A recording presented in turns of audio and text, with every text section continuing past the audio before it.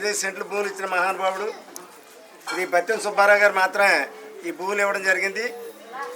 ఈ భూమి పుట్టింది మొదలుకొని ఇప్పటి వరకు కూడా ఇది తాటగిల్లుగానే ఉన్నది తప్ప ఏమాత్రం కూడా ఒక పెంకుటిల్లుగా కానీ ఒక రేక్ సెట్గా కానీ ఒక డాబాగా కానీ లేదు. ఈ ఇల్లు బత్యం సుబ్బారావు గారు ఇచ్చినప్పుడు ఎలాగుందో ఇప్పటికీ అలాగే ఉంది. కానీ ఇప్పుడు మాత్రం ఇల్లు తగలబడిపోవడం జరిగింది.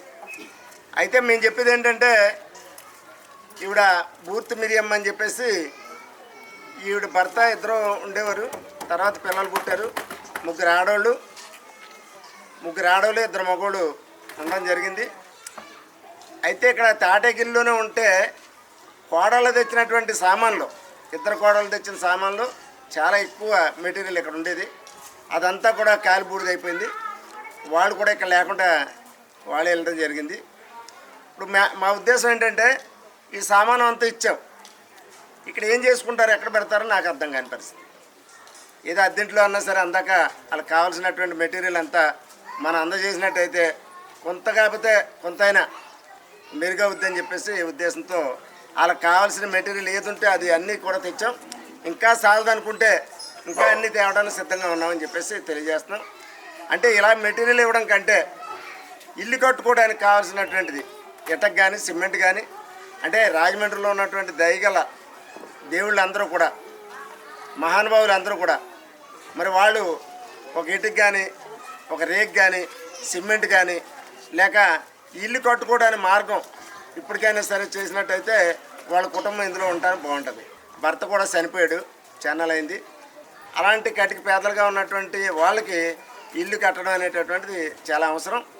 రెండోది ఏంటంటే గవర్నమెంట్ కట్టించే ఇల్లు అయితే మరి ఇంత డబ్బు ఇస్తారని అన్నారు. పునాది లేపితేనే కానీ డబ్బు ఇవ్వరు. పునాది లేపడానికి ఉన్నదే పుట్టి కట్టు బట్టలతో మాత్రం ఉన్నారు వాళ్ళు. పేటలో వాళ్ళందరూ కూడా పేటలో తలకోక అందాక పోషకరణ చేస్తూ ఉన్నారు.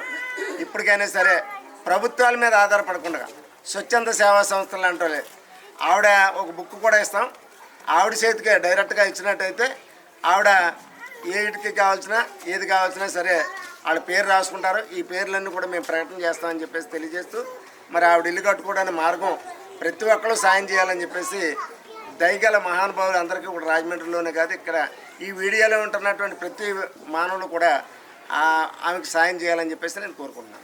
మరి నేను సర్వం కోల్పోయాను. మరి ఎప్పటి నుంచో మేము తాటికింట్లోనే ఉన్నాము. పిల్లలకు పెళ్ళిళ్ళు చేసుకున్నాను. నా భర్తను కోల్పోయినా నా బిడ్డలు మా బ్రతుకులు స్థిరం లేదని అలాగే ఉన్నామండి. మరి కోడళ్ళు తెచ్చుకున్న సామాను 10 లక్షల దాకా ఉంటుంది. ఆ సామాను అంతా మొత్తం మేమెవరూ లేకుండా ఇల్లు అంటుకుపోయి కాలిపోయిందండి. మరి ఇప్పుడు ఎవరన్నా డెక్సాలు ఏదో కుర్చీలు ఏదో వస్తువులు తింటాకి బియ్యం రైస్ అంటే ఇస్తున్నారు, కానీ మాకు నివసించడానికి గృహం లేదండి. మరి మీరు ఎవరన్నా దయగలిగితే మాకు సాయం చేస్తే మేము త్వరగా గృహం కట్టుకుంటామండి. మేము అద్దె కూడా కట్టుకోలేని పరిస్థితి అండి మాది. ఏ అద్దెంట్లో ఉందామన్నానే. మరి అందు నిమిత్తం మీరందరూ వీడియో చూసిన వాళ్ళు అందరూ దయతెలిసి మాకు ఈ సాయం చేసి పెడతారని కోరి ప్రార్థిస్తున్నాం. మరి బర్రెకొండబాబు గారు మా పరిస్థితిని చూసి ఇంటాదిరి కట్టుకున్న గుడ్డలతోటి అలా ఉండిపోయామండి. మొత్తం సమస్తం కాలిపోతే అన్నయ్య వచ్చి మమ్మల్ని పలకరించి మరి మీరు ధైర్యంగా ఉండండి అమ్మా, ఏమీ అవ్వదు, నేను ఉన్నాను తోడు అలాగనేసేసి ఈ వంట సామాను ఇవి బట్టలు పెట్టుకోనొక బీరువా మంచం పడుకోనొక మంచం ఇవన్నీ కూడా ఒక పుట్టిల్లి నా పుట్టిల్లు అన్నట్టు నాకు అన్నీ కూడా తెచ్చిపెట్టారండి. మరి ఇలా కట్టుకున్న బట్టలతో ఉండిపోయాము. మాకు సమస్తం ఏమీ లేదు, మేము సమస్తం కోల్పోయాం మొత్తం. మరి అందు నిమిత్తము మీరు ఏమైనా సాయం చేసేలాగా ఉంటే త్వరగా సాయం చేస్తే చలిగాల్లో ఉండిపోతున్నామండి. పడుకోవడానికి కూడా ఇల్లు లేకుంటున్నాము.